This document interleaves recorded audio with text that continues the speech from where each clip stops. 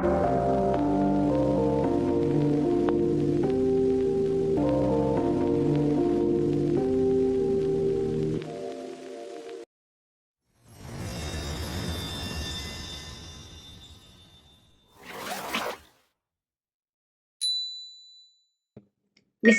রহমানির রাহিম।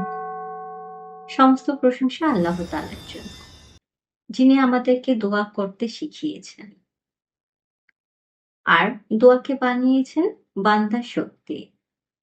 দুরূদ ও সালাম বর্ষিত হোক আমাদের প্রিয় নবী হযরত মুহাম্মদ সাল্লাল্লাহু আলাইহি ওয়াসাল্লাম এর উপর, যার প্রতিটি দোয়া ছিল নফস ভাঙ্গা ও আত্মসমর্পণের শিক্ষা।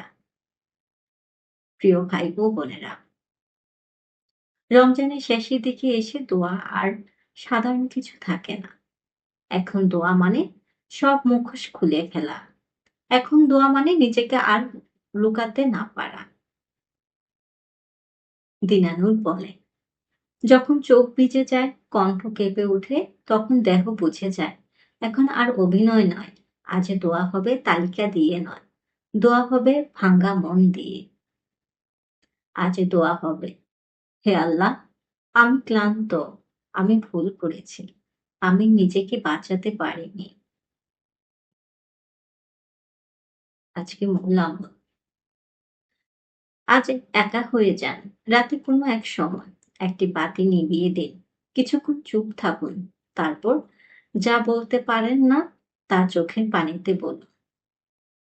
দোয়া করুন, হে আল্লাহ, আমাকে এমন বান্দা বানাও যে তোমাকে ছাড়া কারো কাছে মাথা নত করে না। প্রিয় ভাই ও বোনেরা, সব দোয়া কবুল হয় না, কিন্তু যে দোয়া বান্দাকে বদলে দেয় সেটাই সবচেয়ে বড় কবুল।